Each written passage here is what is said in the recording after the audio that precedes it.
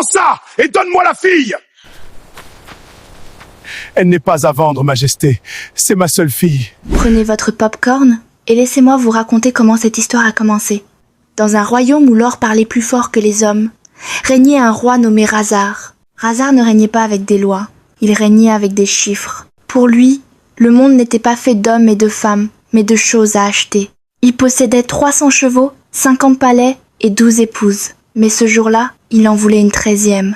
Sur la place du marché, il ne vit pas une femme, il vit un objet rare. Elle a le regard fier. J'aime briser les choses fières. Combien ? Elle n'est pas à vendre, Majesté. C'est ma seule fille. Tout est à vendre. Razar détacha une lourde bourse d'or. Il ne la donna pas au vieil homme. Il la jeta dans la poussière. À ses pieds, ramasse. C'est plus d'or que ta misérable lignée n'en verra en 10 générations. Ta fille m'appartient. Le vieil homme, brisé par la pauvreté, s'agenouilla pour ramasser les pièces. Nia, elle, ne bougea pas. Elle ne regarda pas l'or. Elle fixa le roi droit dans les yeux, avec un mépris si froid qu'il aurait dû geler le désert. Razar s'approcha d'elle et saisit son menton. Souris. J'ai payé cher pour ce visage. Tu as acheté mon père avec ta richesse. Tu as acheté mon corps avec ta force. Mais mon sourire, Razar, il n'est pas à vendre.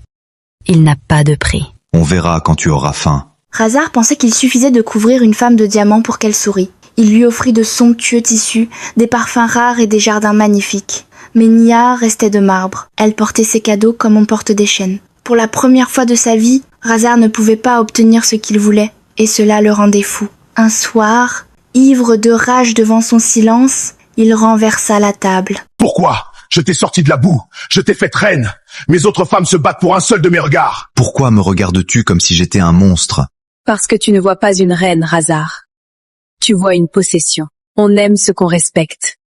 On n'aime pas ce qu'on possède. Tu es l'homme le plus pauvre que j'ai jamais rencontré. Je suis le roi. Je possède ce monde. Tu possèdes des objets. Mais tu n'as personne. Si ton or disparaissait demain, même ton chien ne te suivrait pas. L'amour est une fable pour les faibles.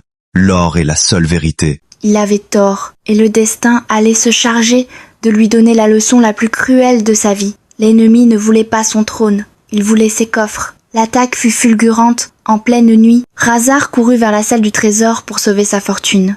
Mais lorsqu'il ouvrit les lourdes portes, la salle était vide. Son général, son bras droit, se tenait là. Il souriait. À ses côtés, les 12 épouses de Razar, les bras chargés de bijoux. Général, arrêtez-les! Défendez votre roi! Je vous paierai le double! Le double de rien, c'est toujours rien, Razar. L'ennemi a déjà payé. Et tes femmes? Elles préfèrent un homme riche à un roi ruiné. Razar voulut tirer son épée, mais le général fut plus rapide.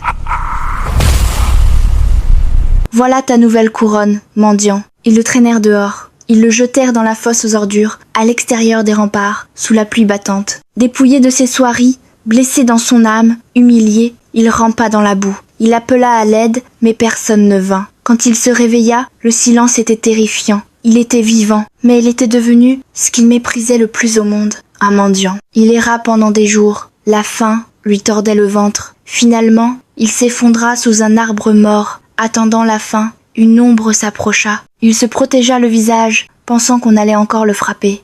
Mais ce ne fut pas un coup, c'était un bol d'eau. Il leva les yeux, c'était Nia. Elle ne portait plus de bijoux. Elle avait fui le massacre, mais elle n'avait pas fui son mari. Tu es venu pour te moquer? Pour m'achever? Vas-y, je n'ai plus rien pour t'acheter ta pitié. Tu as raison. Tu ne peux plus rien m'acheter. C'est pour ça que je suis là. Bois. Ils survécurent ensemble.